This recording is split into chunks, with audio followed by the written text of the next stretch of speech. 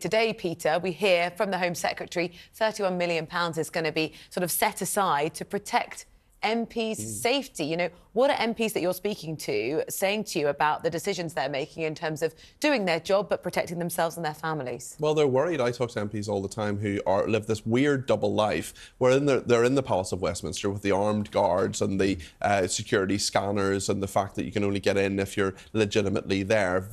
Probably the most highly secure building in the country, or one of them anyway. And then they live this double life where they go to village halls, they go to events where they're heavily advertised, they know the local MP is coming.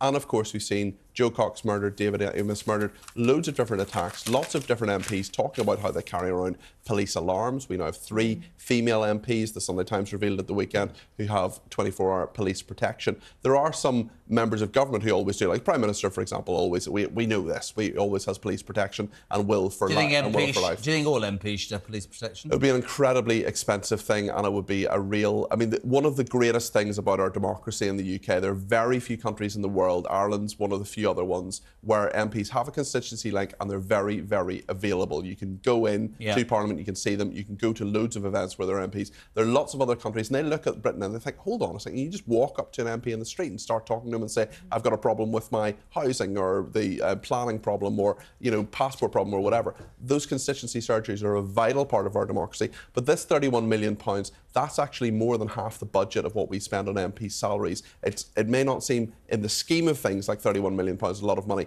but in comparison to how much we actually pay for MPs, it's actually quite a lot. Charlie, what's interesting is great article by Harry Cole and Ryan Sobey in The Sun today that Harriet Harman, the mother of the House, she's, I think, the longest-serving MP, female MP, deputy leader of the Labour Party, said that maybe we should evacuate Parliament and MPs should do what they did during COVID, which is work from home via Zoom. That's giving in to mob rule, isn't it? And that would be totally wrong, because, as Peter was rightly saying, you know, the point of being an MP is that you're publicly available. You go to public meetings, you should be accessible. But it is just, you know, the only point I would make is that you've heard it on this programme, I've heard it on this channel many times, but, you know, the eco-mob that turn up and think that it is an OK tactic to go and protest outside an MP's home. You know, when they go to their home after a hard day's work in Parliament, making legislation, having difficult decisions to make, you know, they become the dad again, they become the mum again, you know, they become the family relative behind that family home. That is their sanctuary, that is their castle. And people live there. Protecting kids, they should not have the worry and the fear of going to the school gates or whatever it is of this, whether it's an eco-mob or whatever kind of protest taking place, or scaling Rishi Sunak's, the Prime Minister's constituency. Is there any other solution bar more police presence and more police security with MPs? Yes, we've got to stand up to these people. We've got to say this is completely unacceptable. You've got to give people personal space. There are people who live in the MPs' homes who aren't elected, who have nothing to do with politics, who may not even believe the same things as their... Is there legislation for mob rule? There should be... Intimidation of MPs is something that I think needs to be brought forward in terms of tough legislation, and those people should be arrested. We sit here and we try and give both sides. Everybody will say, yes, it's important to protest. Absolutely, it's important to be able to protest, but peacefully. And I said it this morning, and I'll keep saying it until I get thrown off here, right? There is a mob...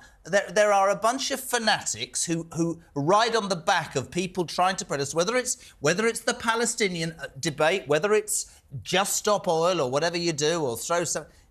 and that is fundamentally... We have fanatics who nowadays think that's OK. That has to be prevented. I could talk about this for hours, Jeremy and Rosie, but the key point is we need to bring civility back to politics, into our public discourse. We need to respect people who work hard. There are people who don't. There are MPs, as we were talking about this morning. But you can't be surprised. I'm not condoning anything, but you can't be surprised with the level of quality that we see in MPs and the criticisms and the things they do. Think of Scott Benton. I'm not condoning anything, but you can understand people's frustration with MPs. There's real frustration, and this is a very difficult time. But there's also a process, and that process has been followed. He's had a recall petition. There probably will be a by-election. He'll probably lose it. But, you know, that is a way of getting rid of an MP. It isn't by turning up to their house and intimidating them in any way that is totally inappropriate. I think everyone understands that logic. That just isn't what's happening. And working out what we do to actually protect MPs in practice, I think, has been quite challenging. Can I just say I'm in even more trouble now? It wasn't Paw Patrol. Oliver's more upset now. It's Bluey, so you're getting a Bluey fairy cake. For goodness sake, Jeremy, this is the big issue this morning.